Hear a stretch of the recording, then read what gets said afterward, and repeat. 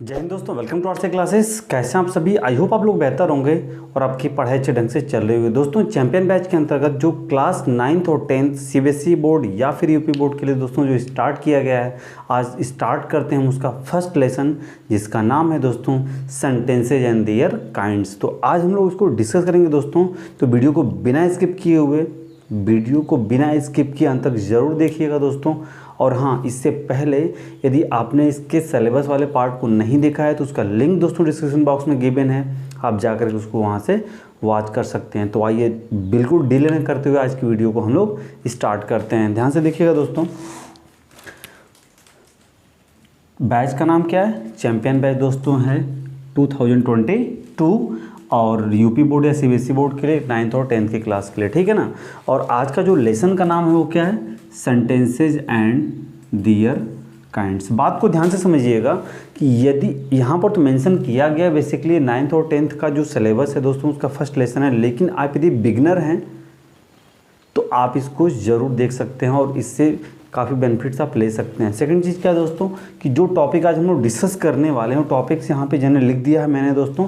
First topic क्या है? Sentence, दूसरा काइंड्स ऑफ सेंटेंसेज एंड तीसरा है दोस्तों पार्ट्स ऑफ सेंटेंसेज। अर्थात इन्हीं 3 पॉइंट्स को आज हम लोग क्या करने वाले हैं? डिस्कस करने वाले हैं। तो पहला जो पॉइंट दोस्तों क्या है?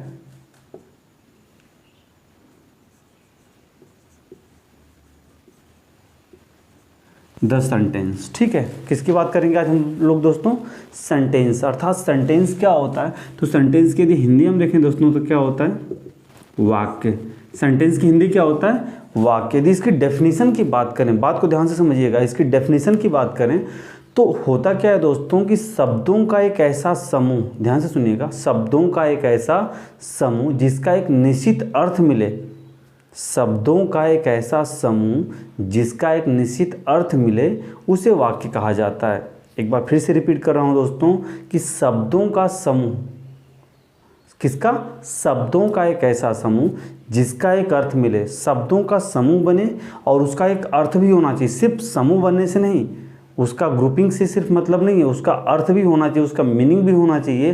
तो शब्दों का एक ऐसा समूह जिसका एक अर्थ मिले उसे क्या कहते हैं?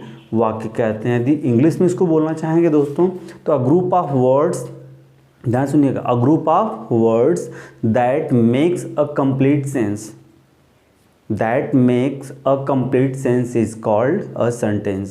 A group of words that make a complete sense is called a sentence. अर्थात ग्रुप ऑफ वर्ड हो और उसका एक मीनिंग हो, एक सेंस हो, तो उसे हम क्या कहेंगे दोस्तों? सेंटेंस बोलेंगे। एग्जाम्पल तौर पे यदि हम देख सकते हैं दोस्तों यहाँ पे कि जैसे एग्जाम्पल लें हम कि he is going to market. अब ध्यान से देखिएगा यहाँ पे he is going to market. अब देखिए यहाँ पर एक वर्ड ही है, एक इज़ है, गोइंग है, टू है, मार्केट है। पहली चीज़ तो ये हो गया। अब दूसरी चीज़ की मीनिंग है कि नहीं है, तो आप देख सकते हैं दोस्तों कि प्रेजेंट कॉन्टिन्यूअस टेंस, मतलब टेंस का जो सेंटेंस है और इसकी मीनिंग है दोस्तों कि वह बाजार जा रहा है। He is going to market, वह बाजार जा रहा है। लेकिन इसका मीनिंग कब आ रहा है दोस्तों? क्योंकि एक ऑर्डर में लिखा गया है। किस में लिखा गया है? एक ऑर्डर में लिखा गया है, एक क्रम में लिखा गया है। तो इस बात को आप ध्यान रखेंगे दोस्तों कि सेंटेंस हम किसे कहेंगे कि ग्रुप ऑफ वर्ड्स हो, उसकी एक मीनिंग हो, तभी वो सेंटेंस बोला जा सकता है। अर्थात शब्दों का एक ऐसा समूह जिसका एक अर्थ हो उसे हम क्या कहते हैं? वाक्य कहते हैं। और इंग्लिश में कहना चाहेंगे तो a group of words that make a complete sense is called a sentence. तो आई होप दोस्तों ये जो टॉपिक है आपका सेंटेंस से क्लियर हो गया होगा। सेकेंड टॉपिक की हम बात करें दोस्तों, kinds of sentences. Kinds of sentences, बात को ध्यान से समझिएगा। काइंड्स ऑफ सेंटेंसेज, तो काइंड्स ऑफ सेंटेंसेज की बात करें दोस्तों तो काइंड्स ऑफ सेंटेंसेज आपके 5 टाइप के होते हैं। उनके नाम हम लोग देख लेते हैं दोस्तों। पहला क्या होता है? Assertive sentence. दूसरा होता है दोस्तों इंट्रोगेटिव।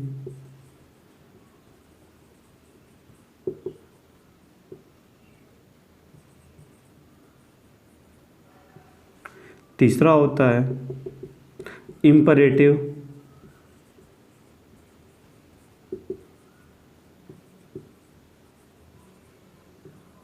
चौथा होता है दोस्तों एक्सक्लेमेटरी,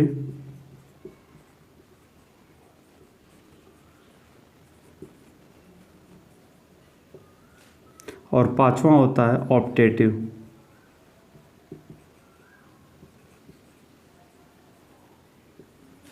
तो अगर हम इनकी बात करें कि how many kinds of sentences, तो सेंटेंस आपके कितने टाइप के होते हैं? 5 टाइप के। पहला असर्टिव, दूसरा इंट्रोगेटिव, तीसरा इंपरेटिव, चौथा एक्सक्लेमेटरी और पांचवा ऑप्टेटिव। यदि इसकी हिंदी की हम बात करें तो असर्टिव सेंटेंस की जो हिंदी होती है उसका हिंदी अर्थ होता है साधारण वाक्य।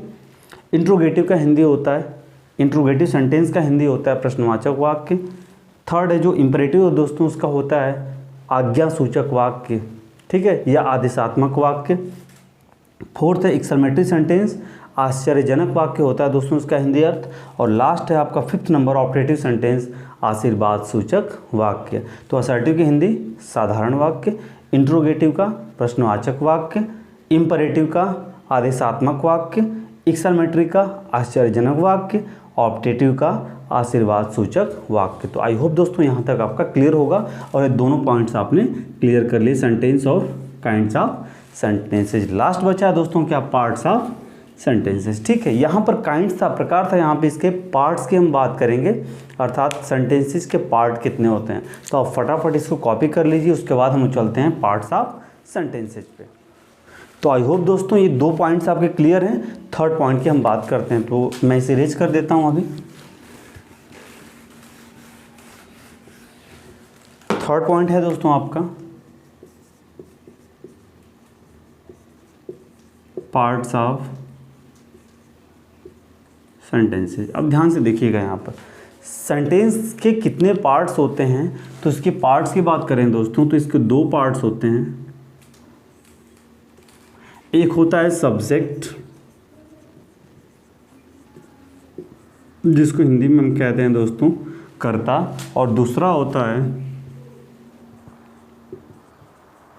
प्रेडिकेट, जिसको हिंदी में कहते हैं विधेय। क्या कहते हैं? विधेय कहते हैं। बात को समझिएगा, अगर पार्ट्स सेंटेंस के पार्ट्स की बात करें तो 2 पार्ट्स होते हैं, सेंटेंस के काइंड्स की बात करें तो 5 होते हैं। तो पार्ट्स यहाँ पे कितने होते हैं दोस्तों?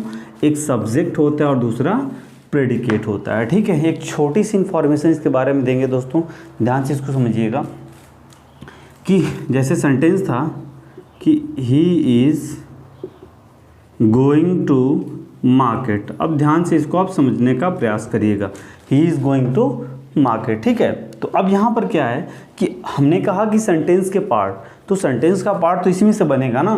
तो क्वेश्चन ये उठ रहा है यहाँ पर कि कहाँ से कहाँ तक सब्जेक्ट होगा और कहाँ से कहाँ तक प्रेडिकेट होगा, अर्थात कर्ता का स्थान कहाँ पे होगा और प्रेडिकेट अर्थात विधेय का स्थान कहाँ पर होगा, ठीक है।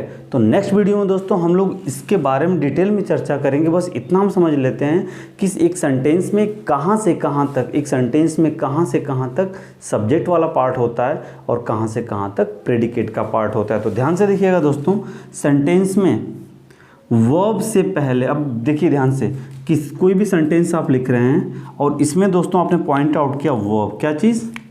वर्ब को आपने पॉइंट आउट किया, और ये वर्ब दोनों हो सकती है, हेल्पिंग वर्ब भी हो सकती है और मेन वर्ब भी हो सकती है। तो सेंटेंस में चाहे आपको हेल्पिंग वर्ब मिले या फिर मेन वर्ब मिले, ठीक है।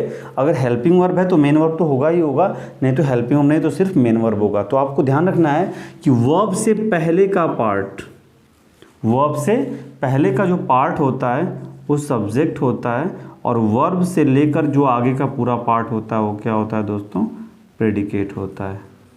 तो इस बात को याद रखेंगे आप कि सेंटेंस में आपने एक सेंटेंस आपने लिखा और उस सेंटेंस में यदि हेल्पिंग वर्ब और मेन वर्ब दोनों है, तो उस हेल्पिंग वर्ब से, मेन वर्ब से नहीं, हेल्पिंग वर्ब से पहले का जो सारा पार्ट होता है, जैसे आपने सेंटेंस लिखा और ये आपकी हेल्पिंग वर्ब है, तो जैसे इधर से आपने सेंटेंस लिखा है आपकी हेल्पिंग वर्ब है, तो हेल्पिंग वर्ब से पहले का जो पूरा पार्ट होगा वो सब्जेक्ट होगा, और हेल्पिंग वर्ब से ले करके जो आगे का पूरा पार्ट होगा वो प्रेडिकेट होगा। तो आपको ध्यान रखना है कि starting of the sentence and before helping verb or main verb, अर्थात सेंटेंस की स्टार्टिंग से और हेल्पिंग वर्ब के पहले तक का जो पूरा पार्ट होगा वो सब्जेक्ट होगा, और हेल्पिंग वर्ब या मेन वर्ब से लेकर के वाक्य जो एंड तक का जो पूरा पार्ट होगा वो क्या होगा?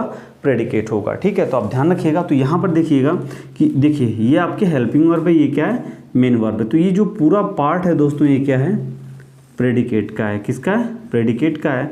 और ये यहाँ पे क्या है, सब्जेक्ट है। तो आई होप दोस्तों एक छोटी सी इन्फॉर्मेशन आपको इससे रिलेटेड, सब्जेक्ट और प्रेडिकेट से रिलेटेड आपको समझ में आ गया होगा दोस्तों।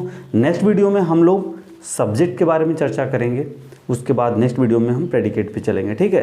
तो बिल्कुल डिटेल में डिस्कशन होगा, लेकिन हाँ ये तीनों पॉइंट्स आई होप आपको क्लियर हो गए होंगे। तो इस वीडियो को आपने काफ़ी इन्जॉय भी किया होगा दोस्तों। तो यहाँ पे ध्यान से देखिएगा कि ये टोटल आपके 3 points, sentence, kinds of sentences and parts of sentence, ये तीनों पॉइंट आपके क्लियर हैं।